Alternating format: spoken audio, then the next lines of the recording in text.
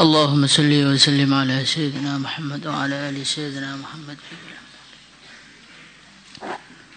باب الأمر بالمعروف والنهي عن المنكر.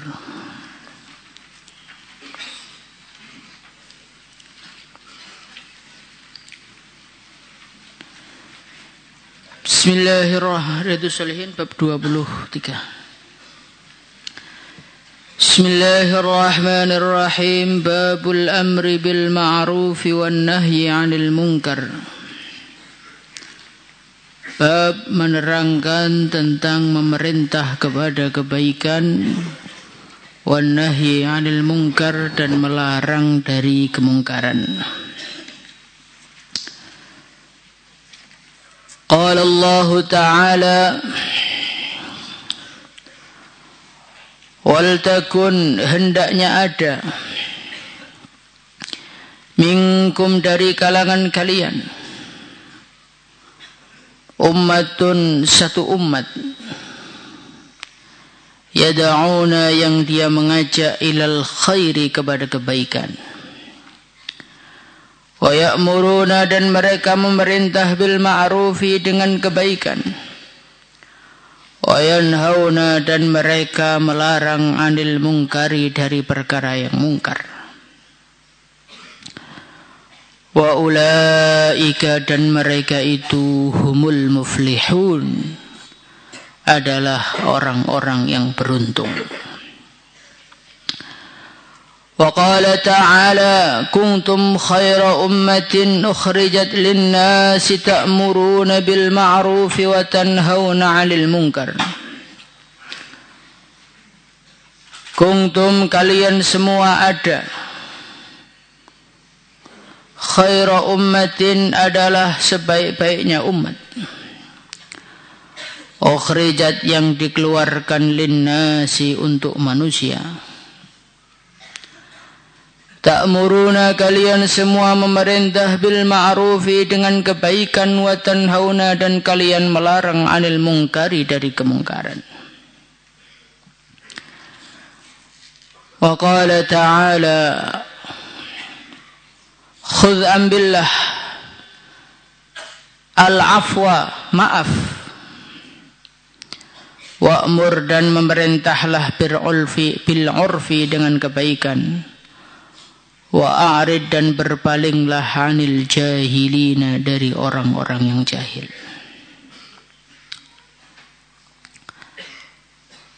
Allah subhanahu wa ta'ala berfirman, wal takum minkum ummatun yad'una ilal khair wa ya'muruna bil ma'rufi wa yanhauna 'anil munkar. Wal takun, hendaknya ada, minkum, dari kalangan kalian, ummatun, satu umat,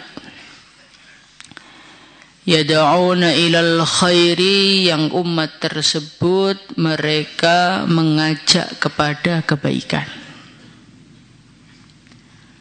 wa yanhauna 'anil munkar, dan mereka melarang dari kemungkaran.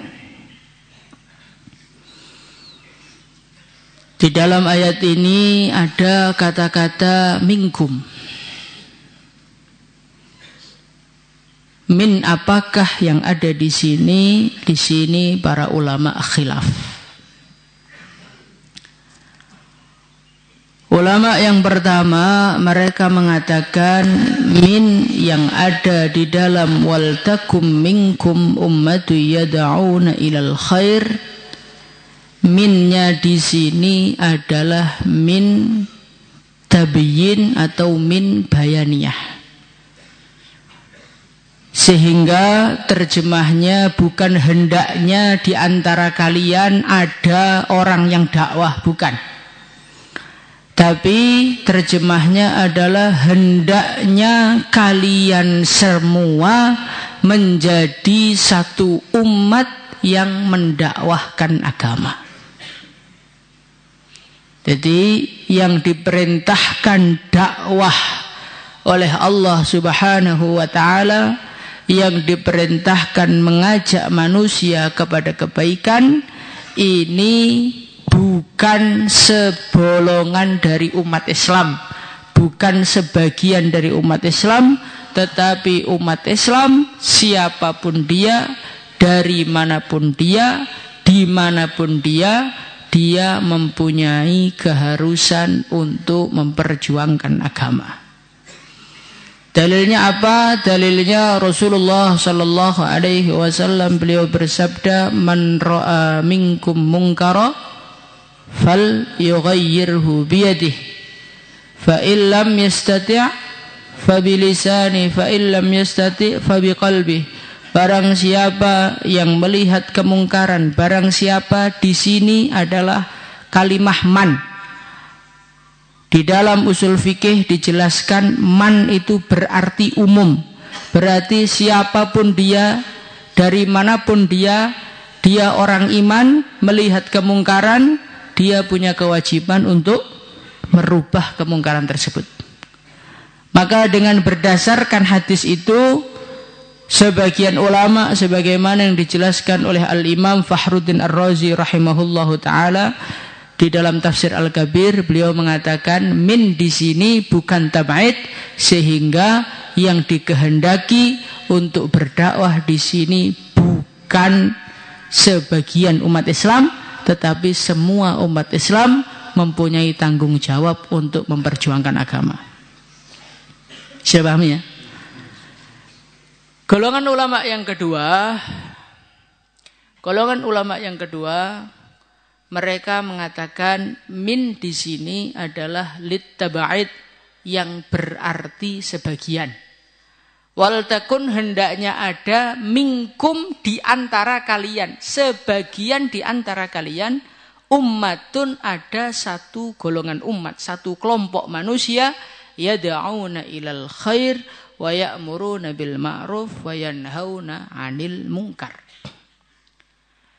Jadi kewajiban dakwah ini menurut ulama versi yang kedua, ini bukan kewajiban seluruh manusia, tetapi dakwah ini merupakan kewajiban sebagian orang saja. Kenapa dakwah ini kewajiban sebagian orang saja?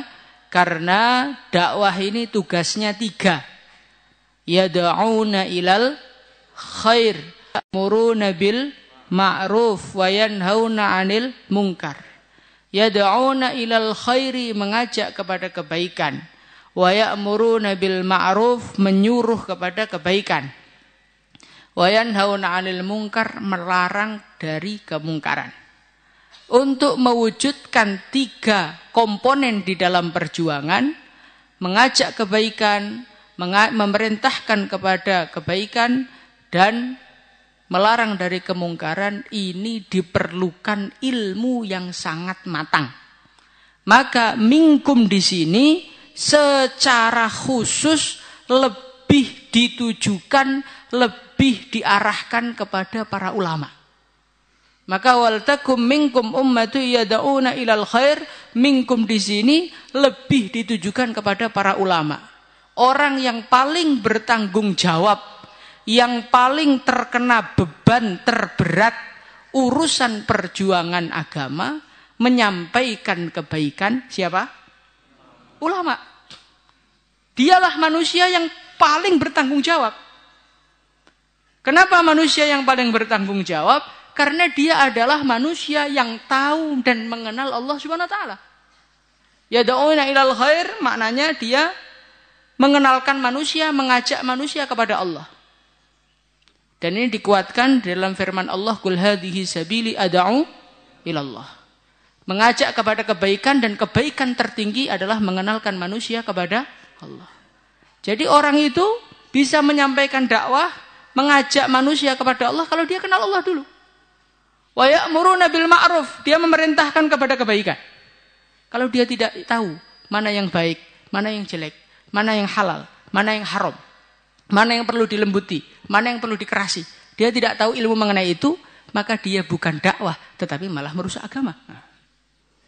Maka menurut ulama versi yang kedua, wal takum minkum ummatun yad'auna ilal khair, ini adalah untuk sebagian umat Islam. Siapakah mereka? Mereka adalah para ulama. Siapakah ulama? Ya antum-antum semua ini. Maka antum-antum semua ini kok enggak khurut, bahaya besar itu. Apalagi sudah nisabnya, sudah waktunya, duitnya ada, bekalnya ada, hati enggak berkehendak, bahaya besar itu.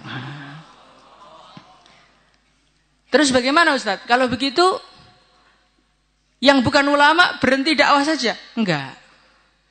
Dua pendapat ini kita gabungkan saja. Jadi penggabungannya bagaimana? Penggabungannya adalah memperjuangkan agama ini adalah tanggung jawab bersama dan kadar tanggung jawabnya sesuai dengan kapasitas masing-masing. Sebagaimana yang dijelaskan di dalam Al-Quran, Qul hadhihi sabili ad'u ilallah ala basiratin ana wa manittaba'ani. Allah berfirman, hai Muhammad, katakan ini adalah jalan hidupku. Apa jalan hidup Nabi? Kerjaan pokok Nabi itu apa? Ad'u ilallah. Mengajak manusia kepada Allah. Ala basiratin, atas satu basirah, satu kemantapan. Kemudian baginda Nabi mengatakan, ana wa manit tabani. Yang punya tanggung jawab mengajak manusia kepada Allah, ana, kata Nabi, saya, wa man ittaba'ani, dan semua orang yang mengikutiku. Apakah semua pengikut Nabi itu orang alim? Tidak. Pengikut Nabi ada yang orang awam, ada yang orang alim, ada yang pedagang, ada yang kuli, ada yang pengangguran, ada yang menikah, ada yang belum menikah, ada laki-laki, ada perempuan, ada tua, ada muda. Asalkan dia sebagai seseorang yang mengaku sebagai pengikut Nabi, maka dia juga memiliki tanggung jawab untuk memperjuangkan agama. Memperjuangkan agama ini kewajibannya gugur apabila jumlah dai sudah mencukupi semuanya. Maka para ulama mengatakan dakwah itu hukumnya adalah fardu kifayah, artinya kalau sudah mencukupi maka gugur kewajibannya. Dan sekarang sudah cukup apa belum? Ini Indonesia saja berapa puluh ribu pulau jumlahnya. Kalau kita ngitung pulau saja berarti minimal kita mengirimkan 10.000 jamaah baru selesai. Sedangkan kita pengeluarannya belum sampai situ. Berarti ini kita masih mempunyai tanggung jawab untuk menyebarkan agama. Ini baru Indonesia. Belum kita membicarakan Asia. Belum membicarakan Eropa. Belum membicarakan daerah-daerah yang lain. Maka Imam Al-Ghazali rahimahullahu ta'ala, beliau menjelaskan di dalam kitab Ihya, andai kata di ujung dunia ada satu orang yang tidak kenal agama, dan kita tidak datang ke sana, atau kita mengirimkan orang ke sana, atau kita berusaha bagaimana ada orang yang datang ke sana, maka yang berbuat dosa di sana kita mendapatkan dosanya. Maka wal takum minkum ummatu yad'una ilal khair, menyampaikan agama, memperjuangkan agama, ini merupakan tanggung jawab kita bersama. Allah Subhanahu wa taala berfirman, wal takum minkum ummatu yad'una ilal khair. Hendaknya di kalangan kalian ada satu umat yang mengajak kepada kebaikan. Wa ya'muruna bil ma'ruf, dan mengajak kepada kebaikan. Ma'ruf dengan khair itu secara terjemah normalnya kan sama-sama kebaikan. Kenapa disebutkan dua, Pak? Ini berarti ada maksud tertentu. Yad'una ilal khair, mengajak kepada kebaikan. Yang dimaksud khair di sini kebaikan yang tertinggi. Apa kebaikan yang tertinggi? Kebaikan yang tertinggi adalah ma'rifatullah, kenal dengan Allah. Maka maksud dari yad'una ilal khair, mengajak kepada kebaikan, maksudnya mengajak manusia untuk kenal kepada Allah. Wa ya'muruna bil ma'ruf, dan harus ada umat yang selalu mengajak kepada kebaikan. Kebaikan di sini ya sholat, zakat, dan segala sesuatu yang dianggap baik oleh syariat itu masuk di dalam ma'ruf. Wa yanhauna, dan mereka melarang anil mungkari, dari kemungkaran. Jadi dakwah itu mengajak kepada kebaikan sekaligus melarang dari kemungkaran. Jadi dakwah itu bukan hanya sekedar mari sholat, mari puasa, tapi kita juga harus menjelaskan kepada umat ini apa yang tidak disukai oleh Allah harus dikasih tahu.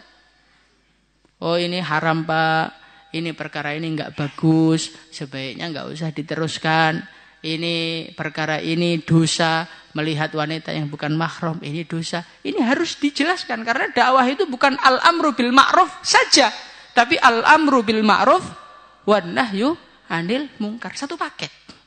Kadang-kadang saya pernah mendengar sebagian teman-teman kita. Jadi dakwah itu pokoknya amar ma'ruf terus. Enggak usah ada nahi mungkar. Karena kalau kita berbicara ma'ruf, mungkar itu akan hilang dengan sendirinya. Loh, di Quran aja ada wan nahyu anil munkar kok.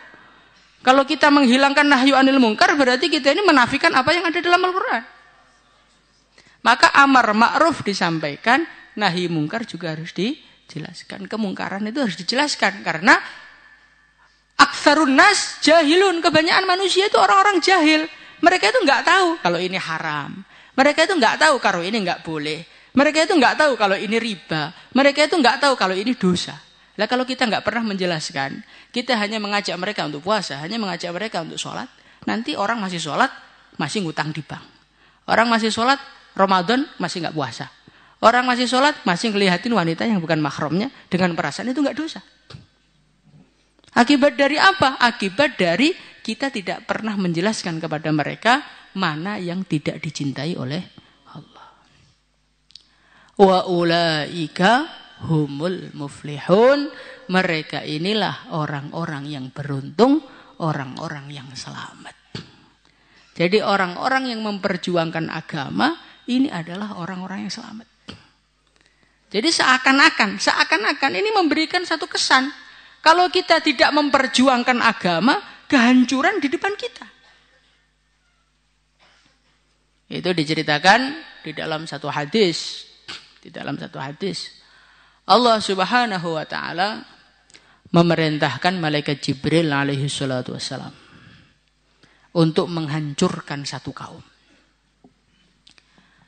Maka malaikat Jibril mengatakan, "Ya Allah, di kampung situ ada orang yang betul-betul rajin betul ibadah.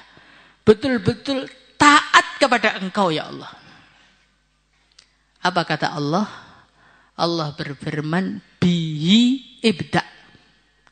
Nanti kalau kamu hendak menurunkan azabnya, bihi ibda, mulailah dari orang yang paling soleh yang ada di situ. Maka malaikat Jibril kaget, "Ya Allah, kenapa seperti itu?" Fa inna wajhahu lam yatama'ar fiyya, itu soleh tapi enggak pernah fikir umat, enggak pernah memerah wajahnya, enggak pernah hancur hatinya demi memikirkan agama. Maka kalau engkau menurunkan azab, turunkan kepada dia yang pertama kali. Maka berarti dakwah itu penting apa tidak? Penting. Dalam ayat wal takum minkum ummatu yad'una ilal khair, Allah berfirman, "Ya ayyuhalladzina amanu taqullaha haqqa tuqatih wa la tamutunna illa wa antum muslimun. Wa'tasimu bihablillahi jami'ah." Sebelum Allah bercerita mengenai dakwah, Allah bercerita mengenai orang harus takwa, orang harus bersatu. Setelah itu Allah menyampaikan pentingnya dakwah. Ini memberi kesan, orang setakwa apapun, kesatuan sebaik apapun, kalau suasana amar ma'ruf nahi mungkar ini tidak kita buat, maka ketakwaan itu semakin hari semakin merosot, semakin hari semakin rusak, akhirnya orang kembali menjadi jahiliyah lagi. Maka penjagaan umat, penjagaan iman, penjagaan amal yang terbaik itu kalau ada suasana amar ma'ruf nahi mungkar. Maka di dalam wal asri innal insana lafi husr illal ladzina amanu wa amilus solihat wa tawassaw bil haqq wa tawassaw bis-sabr. Setelah orang iman, setelah orang amal, selesai. Tidak. Harus ada suasana wa tawassaw. Saling memberi wasiat, saling mengingatkan. Karena apa? Karena kita adalah manusia. Innama sumiyal insanu insanan likathratin nisyan. Anda dinamakan manusia bukan karena ketampanan Anda. Bukan karena Anda sebagai makhluk yang tertampan, bukan. Bukan Anda sebagai makhluk yang terkuat, bukan. Bukan Anda sebagai makhluk yang paling menarik di dunia, enggak. Nyatanya orang lebih tertarik bayar di Bonbin daripada bayar melihat muka kita. Kenapa kita dinamakan sebagai seorang manusia? Likathratin nisyan. Karena terlalu banyak lupa. Lah kalau kita ini mengamalkan agama sendirian, tidak ada suasana saling ingat mengingatkan, nanti lama-lama ketakwaan kita, ketawajuan kita kepada Allah, zikir kita, sholat kita melemah tanpa kita terasa. Maka sampai Allah berfirman, wa ulaika humul muflihun. Orang yang mau berjuang, orang yang mau ngajak kebaikan, mereka inilah orang-orang yang selamat. Maka bagaimana suasana perjuangan, saling ingat mengingatkan, saling menasihati, ini harus selalu kita wujudkan di dalam kehidupan kita. InsyaAllah. Kemudian Allah Subhanahu wa taala berfirman, "Khudzil afwa wa'mur bil 'urfi wa a'rid 'anil jahilin." Dakwah itu kerjaannya apa toh? Dakwah itu kerjaannya mengajak manusia kepada Allah. Berarti ketika seorang manusia diajak, pilihannya cuma dua. Satu, mau menerima dengan sukacita, mengikuti dengan baik. Yang kedua, orang kalau diajak, hasil yang kedua, tidak mau. Orang kalau tidak mau, mesti akan merasa risih dengan kerja kita. Kalau orang sudah merasa risih dengan kerja kita, maka akan ada aksi-aksi yang mengganggu kita. Itu sesuatu yang tidak mungkin dihindarkan dari orang yang berjuang. Perjuangan itu kerja hati, maka ketika kita menawarkan agama, ada orang yang mau sukacita, akhirnya siap korban untuk agama. Seperti Sayyidina Abu Bakar, Sayyidina Umar, Sayyidina Utsman, Sayyidina Ali. Ada manusia-manusia yang ketika dakwah datang, dia menolak. Dia enggak cocok, dia enggak mau. Ketika dia enggak mau, maka dia akan berusaha untuk menyakiti kita. Akan berusaha untuk mengganggu kita. Akan berusaha untuk melemahkan kita. Berusaha untuk menzalimi kita. Berusaha membuat kita menderita. Itu sesuatu yang pasti akan dirasakan oleh orang yang berjuang. Orang berjuang kok nggak ada orang memusuhi. Orang berjuang kok semua orang suka. Orang berjuang kok semua orang cocok. Tanda tanya. Jangan-jangan perjuanganmu tidak sama dengan perjuangan Rasulullah Sallallahu Alaihi Wasallam. Maka ketika kita dalam perjuangan banyak gangguan, banyak orang yang musuhi, Allah mengajarkan kepada Nabi, khudzil afwa, maafkan orang-orang yang menyakitimu. Maafkan. Jadi kunci perjuangan, modalnya yang pertama itu apa? Bukalah pintu maaf seluas-luasnya kepada umat Islam. Bukakan pintu maaf seluas-luasnya kepada orang yang menyakiti kamu. Inilah kunci yang menjadikan dakwah itu akan bisa bertahan, diri kamu akan bisa bertahan, itu kalau kita mengedepankan al-afwu. Maka bagaimana? Jadilah orang yang suka memaafkan. InsyaAllah. Maafkan. Khudzil afwa. Maafkan akhlaknya manusia-manusia yang menyakitimu, manusia-manusia yang memukulmu, manusia-manusia yang mengambil hartamu, manusia-manusia yang mengucilkan kamu. Khudzil afwa, maafkan mereka. Wa'mur bil 'urfi, setelah memaafkan, dakwah tetap harus dilanjutkan. Wa'arid 'anil jahilin, kemudian yang ketiga, jangan pedulikan, jangan dengarkan, jangan dimasukkan di dalam hati perbuatan dan omongan-omongan orang yang jahil. Dai itu enggak boleh baperan. Kalau di dalam perjuangan, kita ini hati kita baperan, hati kita gampang tersakiti, hati kita gampang terlukai. hanya dengan 1-2 kata omongan manusia, maka ketahuilah kita nanti akan berhenti berjuang. Di dalam perjuangan harus ada sifat memaafkan, dan di dalam berjuang harus ada sikap masa bodoh, nggak peduli dengan orang-orang jahil. Orang-orang jahil itu mau ngomong apa saja, nggak usah dimasukkan di dalam hati. Malah kalau bisa, seperti yang dilakukan oleh Nabi Nuh alaihi salatu wassalam. Nabi Nuh alaihi salatu wassalam, beliau mengatakan kepada umatnya, in taskharu minna fa inna naskharu minkum kama taskharun. Kalau kalian itu mentertawakan kami, kalian itu menganggap kami itu orang rendah, kami itu orang bodoh, ketahuilah yang mentertawakan itu bukan kamu saja, kami juga tertawa melihat kamu. Kok ada ya manusia yang nggak mau sholat? Kok ada ya manusia yang nggak mau puasa? Kok ada ya manusia yang nggak mau menyembah Allah Subhanahu Wa Taala? Dai itu harus seperti itu.